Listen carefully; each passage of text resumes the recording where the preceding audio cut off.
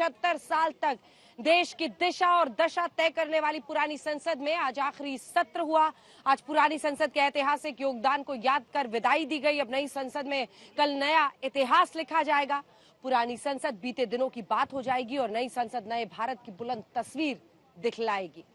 कल नई संसद का शुभारंभ होगा। नई संसद में नई सियासत का भी आरंभ होगा। नई संसद में 4 दिन तक स्पेशल सत्र चलेगा। सत्र को लेकर कई तरह की चर्चाएं हो रही हैं। चर्चाओं का बाजार गर्म है। चर्चा यह है कि स्पेशल सत्र में नरेंद्र मोदी एक साथ कई सरप्राइज देकर सबको चौंका सकते हैं।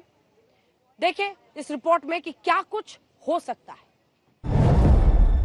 18 सितंबर 2023 पुरानी संसद का आखिरी दिन, पुरानी संसद की विदाई का दिन, पुरानी संसद में सरकार और विपक्ष के भाषण का आखिरी दिन।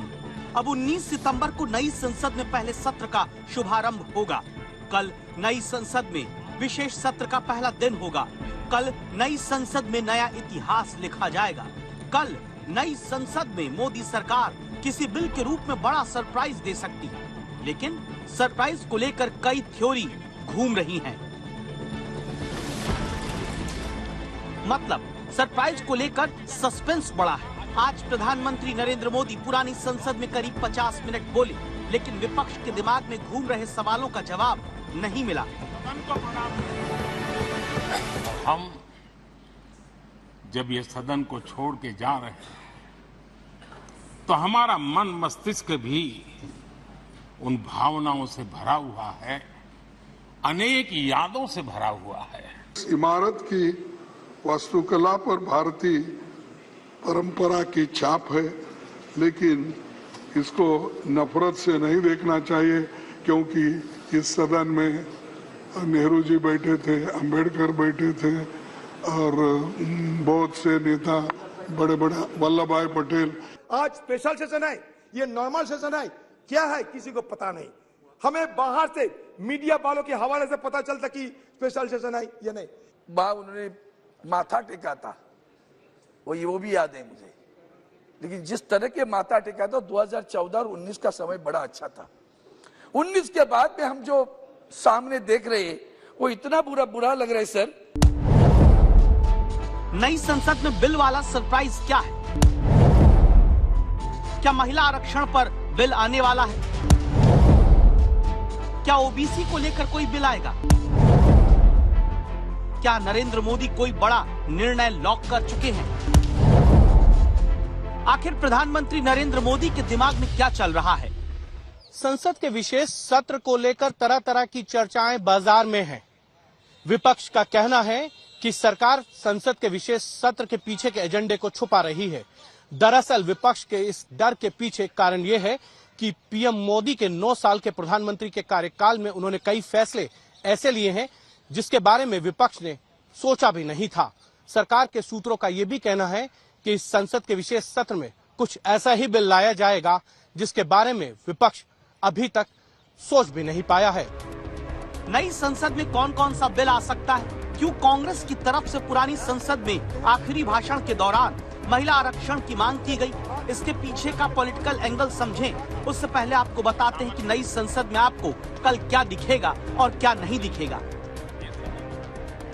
आजादी के बाद पहली बार संसद का सत्र एकदम अलग होगा, क्योंकि पुरानी संसद से नई संसद का लुक और डिजाइन सब कुछ अलग है। पुरानी संसद का डिजाइन गोल था, नया संसद भवन त्रिकोणीय आकार का है। संसद की पुरानी बिल्डिंग में लोकसभा में 550 सांसद और राज्यसभा के 250 सांसदों के बैठने की जगह थी, लेकिन नए संसद भवन में लोकसभा में 888 सांसद और राज्यसभा में 384 सांसदों के बैठने की जगह है। बड़ी बात है कि पुरानी संसद में सेंट्रल हॉल है, जबकि नए संसद में कोई सेंट्रल हॉल नहीं।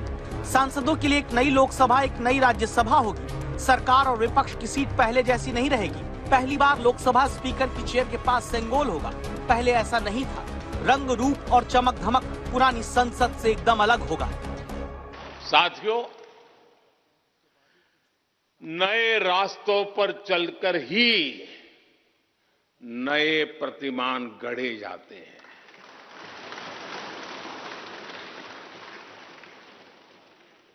आज नया भारत नए लक्ष्य तय कर रहा है। नए रास्ते गढ़ रहा है, नया जोश है, नया उमंग है, नया सफर है, नई सोच है, दिशा नई है, दृष्टि नई है, संकल्प नया है, विश्वास नया है। जब भारत आगे बढ़ता है तो विश्व आगे बढ़ता है।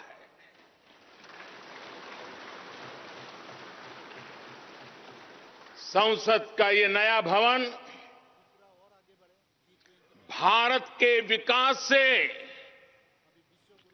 विश्व के विकास का भी आह्वान करेगा। कल नए संसद भवन में स्पेशल सत्र की कार्यवाही शुरू होगी। सत्र के शुभारंभ से पहले सरकार का जोश हाई है, विपक्षी खेमे में संभावित बिल को लेकर सस्पेंस हाई है। अगर आज का पूरे दिन नए सियासी हलचल को एक टाइमलाइन पर रखकर देखा जाए तो सस्पेंस और बढ़ जाता है। आज सुबह प्रधानमंत्री नरेंद्र मोदी ने सीनियर मंत्रियों के साथ बैठक की। दोपहर में पीएम की बीजेपी अध्यक्ष और कैबिनेट मंत्री अमित शाह, पीयूष गोयल, प्रहलाद जोशी की बैठक हुई। शाम को बीजेपी अध्यक्ष जेपी नड्डा और टॉप सीनियर जो मंत्री हैं उन सब की मीटिंग हुई, जबकि देर शाम कैबिनेट की मीटिंग। अमूमन कैबिनेट की बैठक बुधवार को होती है, लेकिन आज सोमवार को बैठक बुलाई गई है। अगर टाइमिंग को देखें तो कल नई संसद के पहले दिन कई बिल पेश हो सकते हैं। तो क्या कुछ बड़ा होने वाला है जिसका संकेत है बीजेपी संगठन और मोदी सरकार की ताबड़तोड़ मीटिंग के पीछे की वजह क्या है, देखिए। विपक्ष का आरोप है कि नए संसद भवन में स्पेशल सत्र को लेकर अंधेरे में रखा गया, यानी विपक्ष को नहीं पता कि विशेष सत्र में क्या होगा। यहाँ तक कि सोनिया गांधी ने स्पेशल सत्र के एजेंडे को लेकर प्रधानमंत्री को खत लिखा। सोनिया गांधी के सवाल पर सरकार ने जवाब देते हुए कहा था कि सब कुछ संसदीय परंपरा के हिसाब से हो रहा है। कोई बातचीत नहीं, किसी को जानकारी ही नहीं थी। हालांकि जब विशेष सत्र होता है, पिछले भी हुए हैं विशेष सत्र, बातचीत होती है और एक आम सहमति बनती है। इस बारी मनमानी अपने ही बल में एक तरफा निर्णय लिया गया कि 5 दिन का सत्र होगा 18 तारीख से। बहुत ही दुख की बात है कि श्रीमती सोनिया गांधी जी, कांग्रेस पार्टी और विपक्ष ने इसको भी राजनीतिक विवादों में डालने की कोशिश की है।